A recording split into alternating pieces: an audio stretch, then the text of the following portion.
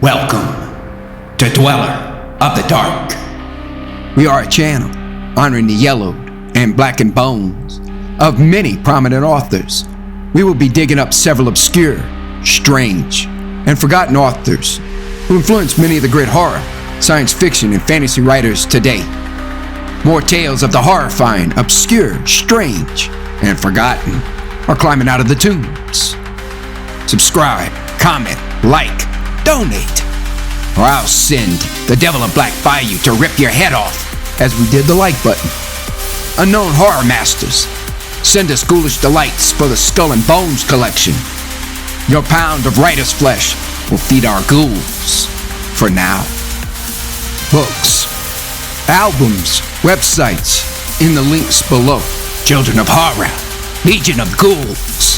The season of Halloween has arrived. Each night, we will present a tale, song, or poem in the ghoulish spirit of the season. For day 8, we present Abraham Merritt's terrifying The Pool of the Stone God. First published in American Weekly, September 23rd, 1923. This is Professor James Marston's story. A score of learned bodies have courteously heard him tell it, and then among themselves have lamented that so brilliant a man should have such an obsession. Professor Marston told it to me in San Francisco, just before he started to find the island that holds his pool of the Stone God and the wings that guard it. He seemed to me very sane. It is true that the equipment of his expedition was unusual, and not the least curious part of it are the suits of fine chainmail and mask and gauntlets with which each man of the party is provided.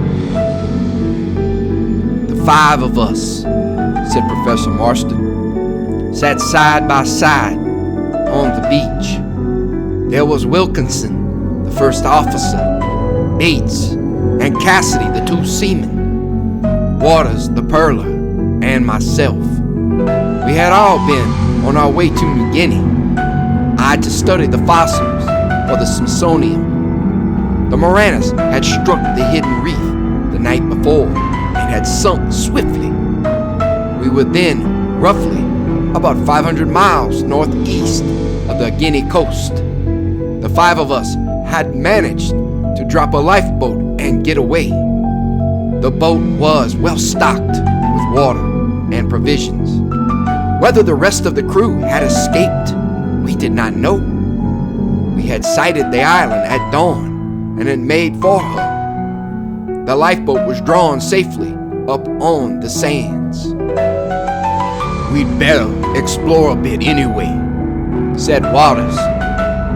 "This may be a perfect place for us to wait rescue, at least until the typhoon season is over. We've our pistols.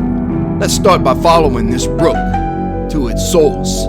Look over the place and then decide what we'll do." The trees began to thin out. We saw ahead an open space. We reached it and stopped in sheer amazement.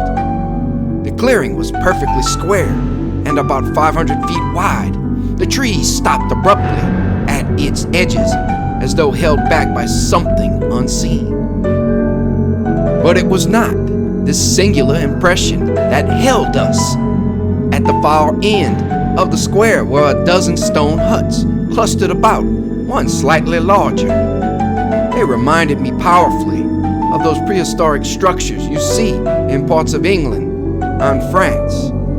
I approached now the most singular thing about this whole singular and sinister place. In the center of the space was a pool walled about with huge blocks of cut stone. At the side of the pool rose a great stone figure, carved in the semblance of a man with outstretched hands.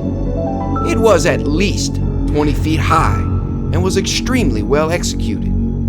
At the distance, the statue seemed nude, and yet it had a peculiar effect of drapery about it. As we drew nearer, we saw that it was covered from ankles to neck with the most extraordinary carved wings. They looked exactly like bat wings when they were folded. There was something extremely disquieting about this figure. The face was inexpressibly ugly and malignant. The eyes, Mongol-shaped, slanted evil. It was not from the face, though, that this feeling seemed to emanate. It was from the body covered with wings, and especially from the wings. They were part of the idol, and yet they gave one the idea that they were clinging to it.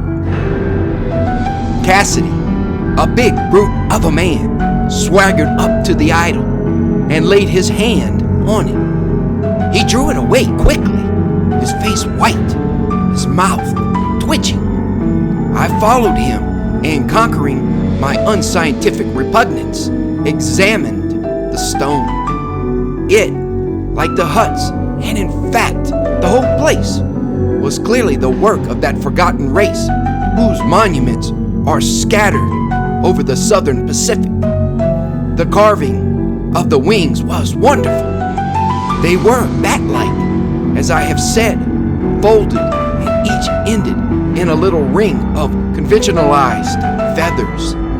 They ranged in size from 4 to 10 inches. I ran my fingers over one. Never have I felt the equal of the nausea that sent me to my knees before the idol. The wing had felt like smooth, cold stone, but I had the sensation of having touched back of the stone some monstrous, obscene creature of a lower world.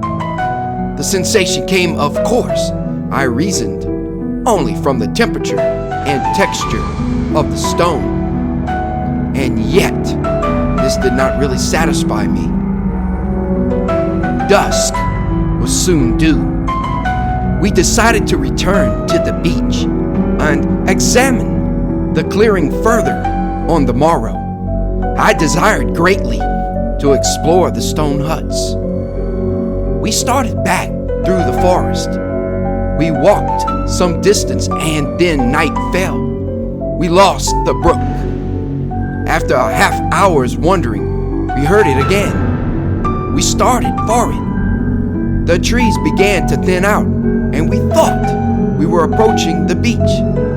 Then, waters clutched my arm. I stopped.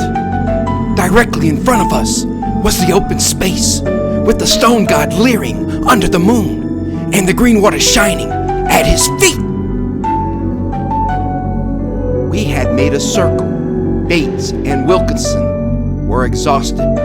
Cassidy swore that devils or no devils, he was going to camp that night beside the pool.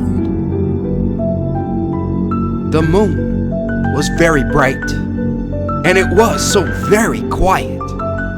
My scientific curiosity got the better of me, and I thought I would examine the huts. I left Bates on guard and walked over to the largest. There was only one room, and the moonlight, shining through the chinks in the wall, illuminated it clearly. At the back were 2 small basins set in the stone. I looked in one and saw a faint reddish gleam reflected from a number of globular objects. I drew a half dozen of them out. They were pearls, very wonderful pearls of a peculiar rosy hue. I ran toward the door to call Bates and stopped. My eyes had been drawn to the stone idol. Was it an effect of the moonlight, or did it move? No, it was the wings. They stood out from the stone and waved. They waved, I say, from the ankles to the neck of that monstrous statue. Bates had seen them too. He was standing with his pistol raised. Then there was a shot, and after that that the air was filled with a rushing sound like that of 1,000 fans. I saw the wings loose themselves from the stone god and sweep down in a cloud upon the 4 men. Another cloud raced up from the pool and joined them. I could not move. The wings circled swiftly around and about the 4. All were now on their feet, and I never saw such horror as was in their faces. Then the wings closed in. They clung to my companions as they had clung to the stone. I fell back into the hut. I lay there through the night, insane with terror. Many times I heard the fan-like rushing about the enclosure, but nothing entered my hut. Dawn came and silence, and I dragged myself to the door. There stood the stone god with the wings carved upon him as we had seen him 10 hours before. I ran over to the 4 lying on the grass. I thought that perhaps I had had a nightmare, but they were dead. That was not the worst of it. Each man was shrunken to his bones. They looked like collapsed white balloons. There was not a drop of blood in them. They were nothing but bones wrapped around in thin skin. Mastering myself, I went close to the idol. There was something different about it. It seemed larger, as though the thought went through my mind, as though it had eaten. Then I saw that it was covered with tiny drops of blood that had dropped from the ends of the wings that clothed it. I do not remember what happened afterward. I awoke on the purling schooner Luana, which had picked me up, crazed with thirst, as they supposed, in the boat of the Moranis.